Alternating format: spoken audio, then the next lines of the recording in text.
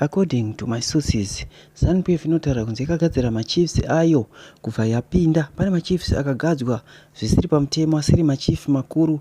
Vakaitwa makuru nekuti vaida kunzi vakwanise kubata mamwe machief anoziva chokwadi kuti aendeswe pasi pemachief iwayo sezvakaitwa pane munhu Mutapa, uyo watakanzwa achinzi munhu Mutapa, kuti abate machiefs ese ari against Mnangagwa kuti vakwanise kuenda mberi neZANU-PF vachisapota ZANU-PF, nekuti machiefs aya anenge ava madika aya akangotaura against ZANU-PF, chief Mombe anenge ane muitiro anenge akutoita pavanhu vakafanana naivavo. So muri Zimbabwe pano tine nyaya toda kuti munzwe leaked audio iripo.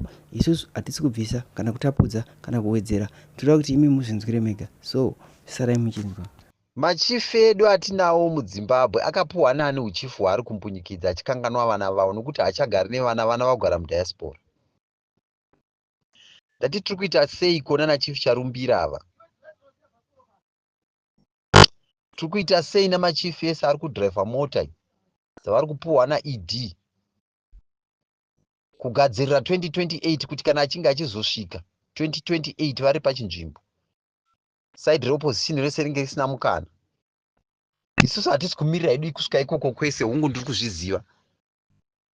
Asi zvatinoda kuti tiite zvinoenderana here nezviri kuitwa namachifu, nekuti tiri kutaura kai isusu kuti varidzi veZimbabwe. Ndepapa ungataura varidzi veZimbabwe uchisiya machifu. Ndivo avaka machifu edu aya, maSwahili, mashona emhando dzakasiyana, akuitiswa neZANU-PF. Vana veZimbabwe vari kuti chinyi? Kuti zvatiri kuda zviendeke, struggle yedu ienderere.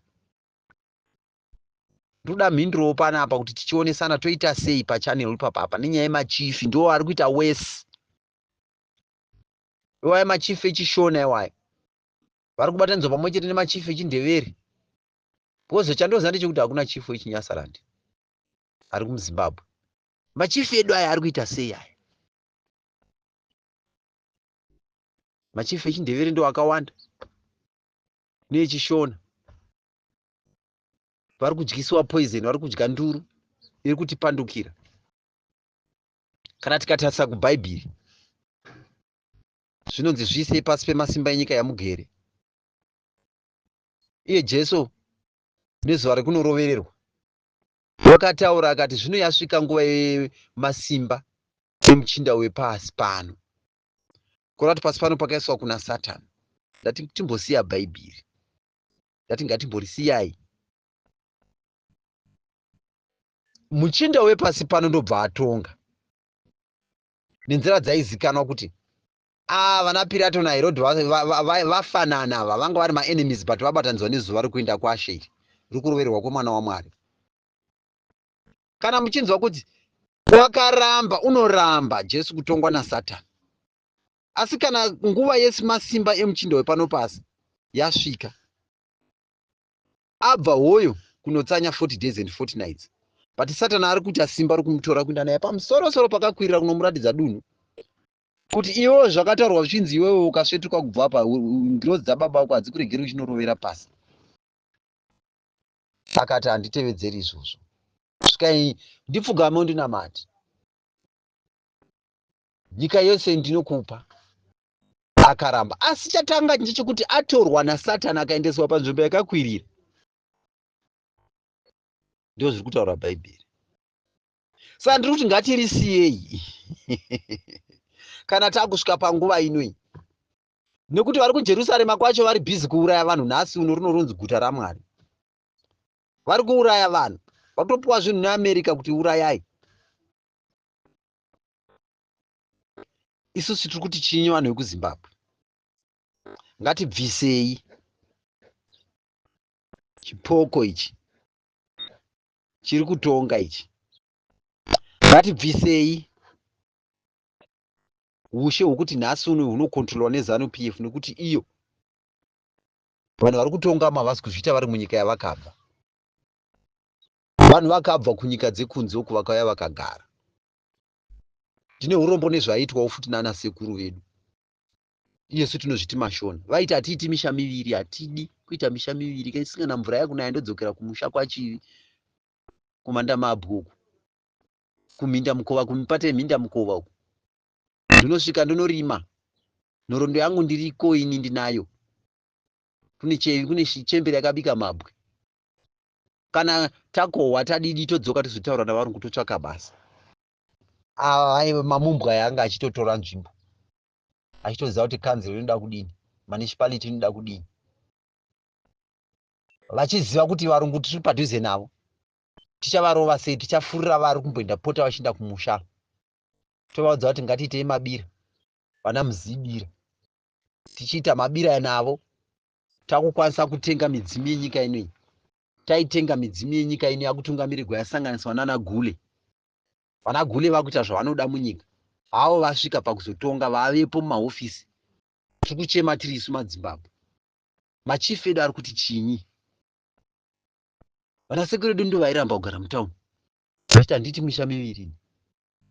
Ndine nguva yekusiya murungu toenda kunorima minda yangu, kunotema makombo angu, ndokanda mhodzi dzangu mumavivi pane madota. Nhasi tiri kuchema machifu mamwe chete iwayo ndiwo ari kupuwa fufuro neZANU PF. Paroda overall. Paroda makanika wenyika anoita overall, anonyatsotarisa kuti chii chiri kuitika. Saka struggle iripo.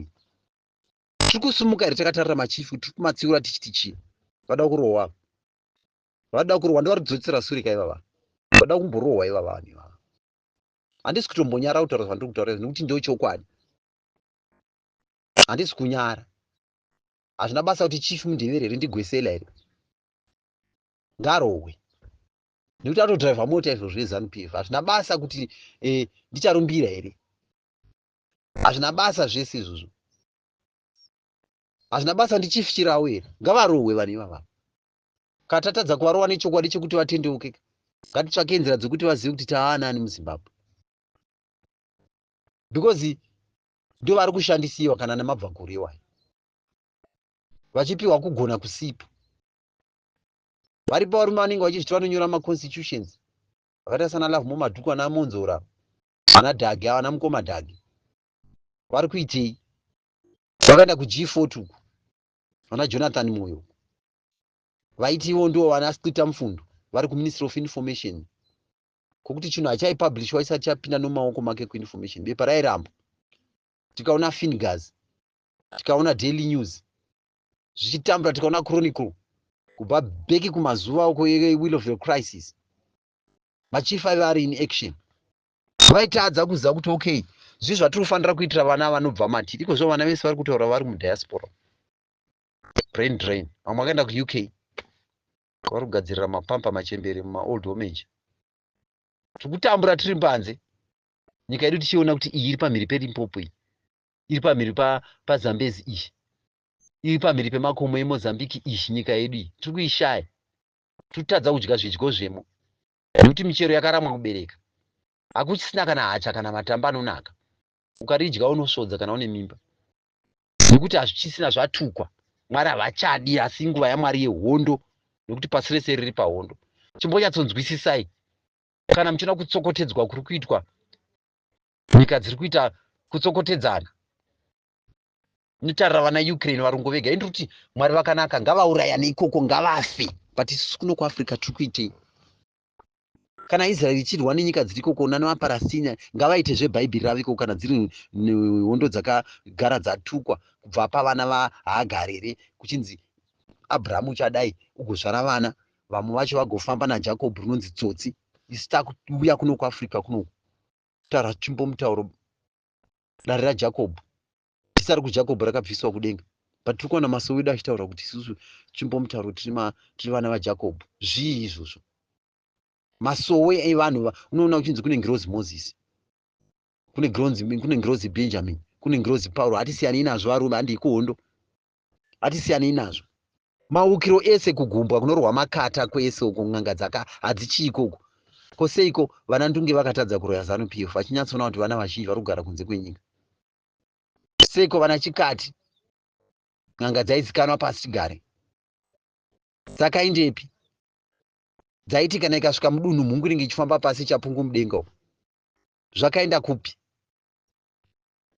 Vanodii kuroya izvozvizvi? Vari kukurirwa here kuroya? Chinoita kuti vakurirwe pandoti musatarise kumadzinza, musatarise kun'anga dzedu, musatarise muchiti hondo yamasvikiro. dzakatsipikwa dzese idzodzi.